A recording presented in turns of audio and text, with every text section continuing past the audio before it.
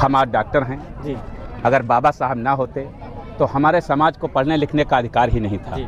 और पार्टी वो अच्छी है जिसमें कोई जातिवाद, धर्मवाद, द्वेषवाद, इसलिए बाबा साहब की प्रतिमा स्थापित इतना क्षेत्र के लिए एक सामाजिक और समानता और न्याय का प्रतीक है। विकास सब अवरुद्ध है। मनरेगा जैसे जो हमारी संस्था थी उसको भी ये पार्टी, भाजपा पार्टी ख़त्म करने के कगार पे पहुंचा दिया है, जिससे हमारे गरीब भाइयों का रोजी रोटी चलती थी। गांव में उन जो विकास होता था मनरेगा के माध्यम से वो सब ठप पड़ा हुआ है। 2 करोड़ या 1.5 करोड़ रुपया आवंटित होता है नाली, खड़ंजा, सोलर लाइट, सीसी आदि के लिए, लेकिन उसका 20% भी हिस्सा नहीं लगता है। उसमें क्या है काम? शमशान घाट में कमरा, बाथरूम बनाने का मतलब क्या है? क्षेत्र की जनता अगर आपको विधायक चुन करके लाती है, फिर आप उनके लिए क्या काम प्राथमिकताएं आपकी रहेंगी? अगर क्षेत्र की साथियों नमस्कार, मैं धीरेन्द्र और आप देखना शुरू कर चुके हैं द बुद्धिस्ट टाइम्स टीवी की विशेष रिपोर्ट। 2027 मिशन की तैयारियां बहुत ही तेजी के साथ में संपूर्ण उत्तर प्रदेश में जारी हैं। सभी पार्टियां लगातार जोर शोर से जो है चुनावी मैदान में उतर चुकी हैं। इस बीच में हमारे साथ में सीतापुर की विधानसभा बिस्वा से भावी प्रत्याशी हैं आरपी वर्मा जी, जो कांग्रेस पार्टी से हैं, पीडीए से। सर, सबसे पहले द बुद्धिस्ट टाइम्स टीवी आपका बहुत बहुत स्वागत करता है। बहुत बहुत धन्यवाद आपको। सर, सबसे पहले हम जानना चाहेंगे, चूंकि आज आपके इस क्षेत्र में हम आए हुए हैं, डॉक्टर बाबा साहब अम्बेडकर जी की प्रतिमा का अनावरण हुआ है, इसको लेकर के आपका क्या कहना है? देखो, जो हमारे महापुरुष बाबा साहब B.R. अम्बेडकर की वजह से जी। हम आज डॉक्टर हैं जी। अगर बाबा साहब ना होते तो हमारे समाज को पढ़ने लिखने का अधिकार ही नहीं था। जी। अगर हम पढ़ते नहीं तो हम डॉक्टर नहीं बन पाते। जी। हम कुर्मी समाज में जन्मे हैं। जी। अच्छा, कुर्मी समाज का मुख्य पेशा है खेती, तो कहीं किसी खेत में हम भी हल चला रहे होते। जी। तो ये तो बाबा साहब की देन है कि आज हम डॉक्टर हैं। जी। आज बाबा साहब अम्बेडकर जी की प्रतिमा को इस स्थल पर अनावरण करने की क्या आवश्यकता पड़ी? देखो, हम चाहते हैं हमारे मजरुल भैया जी। जो एक समाज सेवक हैं, जी। इस क्षेत्र में भाईचारा और अमन जी। बना रहे। और हमारे जो बाबा साहब हैं, इन्होंने दुनिया को संदेश दिया, मानवता का संदेश दिया, समानता और न्याय का जो संदेश दिया, वो बाबा साहब के अतिरिक्त और कोई नहीं दे सकता। इसलिए बाबा साहब की प्रतिमा स्थापित इतना क्षेत्र के लिए एक सामाजिक और समानता और न्याय का प्रतीक है। इसीलिए हम चाहते हैं कि इस क्षेत्र में अमन चैन कायम रहे। ऐसे समय में जब भारत के हालात बहुत ही ख़राब हैं, लगातार युद्ध से जो है लगातार वो खबरें आ रही हैं कि भारत में जो है लगातार हलचल मची हुई है, और ऐसे में जो है एक तरफ नज़दीक चुनाव भी है और दूसरी ओर जो है हमारे जो है बौद्ध भिक्षु जो है लगातार शांति मैत्री की बात कर रहे हैं। ऐसे में आप जो है चुनावी रणभूमि जो है वो कैसे तय कर पा रहे हैं? देखो, हम लोग भी चाहते हैं कि दुनिया में नहीं, दुनिया में शांति आए। जी। हमारा भारत ही नहीं, दुनिया में शांति आए। शांति से बढ़कर कुछ नहीं है।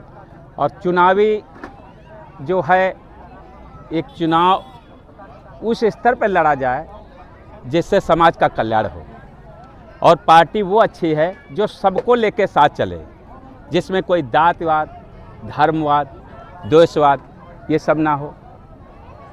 आपकी प्राथमिकताएं क्या रहेंगी समाज अपने क्षेत्र के लिए? देखो, हमारा क्षेत्र बहुत पिछड़ा हुआ क्षेत्र है। यहाँ पे आज तक जितने भी विधायक हुए जी। सब बाहर के हुए। ये एक चरागाह बन गया है। हमारे क्षेत्र में शिक्षा के नाम पे ना तो कोई स्कूल अच्छा है, ना महिलाओं के लिए, ना अस्पताल है, सड़कें टूटी फूटी हैं। गांव का तो ऐसी दशा है कि नाली, खड़ंजा कुछ है भी नहीं। अगर कीचड़ आए, बरसात हो, तो लोगों को कीचड़ में रख के पैर अपने घर में जाना पड़ता है। विकास सब अवरुद्ध है। मनरेगा जैसे जो हमारी संस्था थी उसको भी ये पार्टी, भाजपा पार्टी ख़त्म करने के कगार पे पहुंचा दिया है, जिससे हमारे गरीब भाइयों का रोजी रोटी चलती थी। गांव में उन जो विकास होता था मनरेगा के माध्यम से वो सब ठप पड़ा हुआ है। इसलिए जनता बदलाव चाहती है। जनता एक बार फिर अपने पुराने दिनों को याद कर रही है। लेकिन सरकार का ये भी कहना है कि मनरेगा में पहले से सरकार पैसा कम देती थी, कांग्रेस पार्टी उसको मैंने डबल कर दिया, उसको बढ़ा दिया है। देखो, पैसा को तो बढ़ाया नहीं है, उन्होंने 125 दिन का रोजगार कहा है।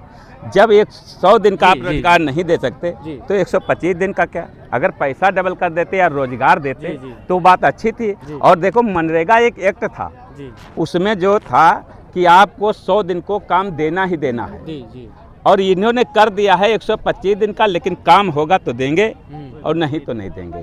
अच्छा, मनरेगा जैसे अगर योजनाएं हमारी खत्म हो जाए, क्योंकि ये कांग्रेस पार्टी ने चलाया था, तो मनरेगा में जो मनरेगा का मजदूर है वो रजिस्टर्ड मजदूर है। अगर उसके घर कोई बच्चा पैदा हो तो 20,000 रुपया मिलते थे, लेकिन इस सरकार में नहीं मिल रहा है।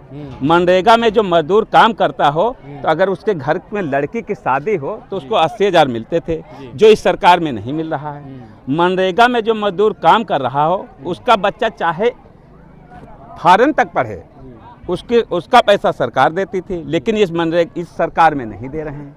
मनरेगा में जो कॉलोनी आती है जो मजदूर काम को 2 लाख की, लेकिन ये सरकार 1,20,000 की दे रही है। तो मनरेगा में बहुत से योजनाएं हैं, जैसे प्रति ग्राम सभा को 2 करोड़ या 1.5 करोड़ रुपया आवंटित होता है, नाली, खड़ंजा, सोलर लाइट, सीसी आदि के लिए, लेकिन उसका 20% भी हिस्सा नहीं लगता है।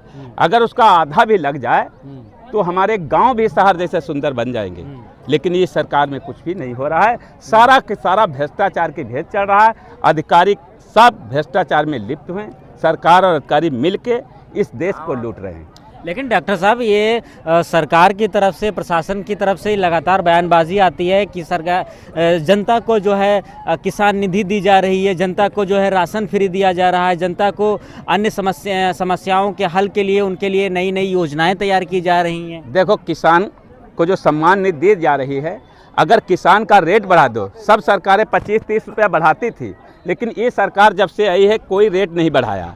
हमको आप 2,000 मत दो, लेकिन हमारे गन्ने का उचित मूल्य दो, ठीक? हम कोई भिखारी नहीं हैं, ठीक? हमको भीख मत दीजिए, आप हमारा हक का पैसा दीजिए, ठीक? किसानों की दशा बहुत ख़राब है, गल्ला उनका लिया नहीं जा रहा, बिचौलिए उसमें हावी हैं, औने पौने पे किसानों को बेचना पड़ रहा है, किसान बहुत परेशान है।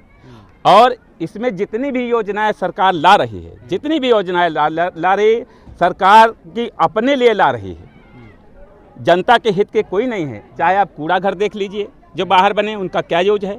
अगर उनका 1 लाख रुपया लगता है तो बजट कितना है? 20 लाख। आप सार्वजनिक शौचालय देख लीजिए, क्या उपयोग है उसका? समझो, पैसा आधा सरकार को जाता है, आधा पैसा बेकार होता है। आज अब देख लो, शमशान घाट में एक वो बन रहा है, ठीक? वहाँ अपना लोग उसमें क्या है काम, शमशान घाट में कमरा बाथरूम बनाने का मतलब क्या है? जो 1.5 लाख रुपया उसमें लगेगा तो 25 लाख का बजट है, तो इतना बजट क्यों है? ठीक, चाहे जो योजना ले लो, सरकार अपने लिए लाती है, गरीब के हित में कोई योजना, जो गरीब के हित में योजनाएं थी कांग्रेस पार्टी ने चलाई थी, उनको सबको बंद कर रही। ये सरकार चाहती है कि गरीब बना रहे और हमारे 5 किलो राशन पे जिंदा रहे, ठीक? और हम इसका शोषण करते रहे। चलिए, चलते चलते हमारा आखिरी सवाल है सर, अगर आज क्षेत्र की जनता अगर आपको विधायक चुन करके लाती है, फिर आप उनके लिए क्या काम, क्या प्राथमिकताएं आपकी रहेंगी? अगर क्षेत्र की जनता हमको विधायक चुनती है तो सबसे पहले हम इस क्षेत्र भ्रष्टाचार को ख़त्म करेंगे, चाहे वो थाना हो, चाहे तहसील हो, चाहे वो बिजली विभाग हो, चाहे वो ब्लॉक हो, हर जगह भ्रष्टाचार है। समझो, अगर यहाँ पे अगर भ्रष्ट अधिकारी आ भी गए तो या तो अपना ट्रांसफ़र करा लेंगे और या तो वो सुधर जाएंगे, नहीं तो हमारे सुधारने के बहुत से तरीके आते हैं।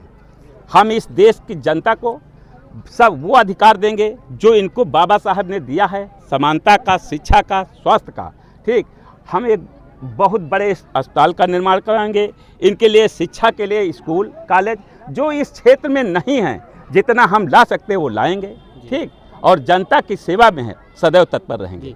क्या क्षेत्रवासियों के लिए क्या संदेश है? हमें क्षेत्रवासियों के लिए यही संदेश है, आप शिक्षित बनो और सतर्क रहो, जागरूक रहो और अपने अधिकार खुदा मानो। जैसे मनरेगा के जितने भी कार्य हैं, किसी को पता है कि अगर बच्चा पैदा हो जो मनरेगा में उसको 20,000 रुपया मिलते हैं? नहीं मिलता। 80,000 लड़की के शादी में मिलता है? बच्चे की पढ़ाई सरकार देगी? नहीं मिलता है। 2 लाख की कॉलोनी ये आपको पता है, तो आप शिक्षित बनिए, जागरूक होइए। विधायक कोई भी हो, अगर आपने हमको विधायक बना दिया, हम भी वैसे निकले तो आप क्या करेंगे?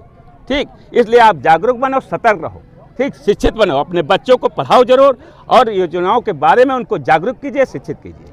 चलिए, बहुत बहुत धन्यवाद। आप थे भावी विधायक बिस्वा से, आपने बेबाकी से हमारे सवालों के उत्तर दिए। पूरी रिपोर्ट पर आपकी क्या है प्रतिक्रिया, हमें कमेंट सेक्शन में ज़रूर बताएं। देखते रहिए द बुद्धिस्ट टाइम्स टीवी। नमस्कार, धन्यवाद, थैंक यू सर।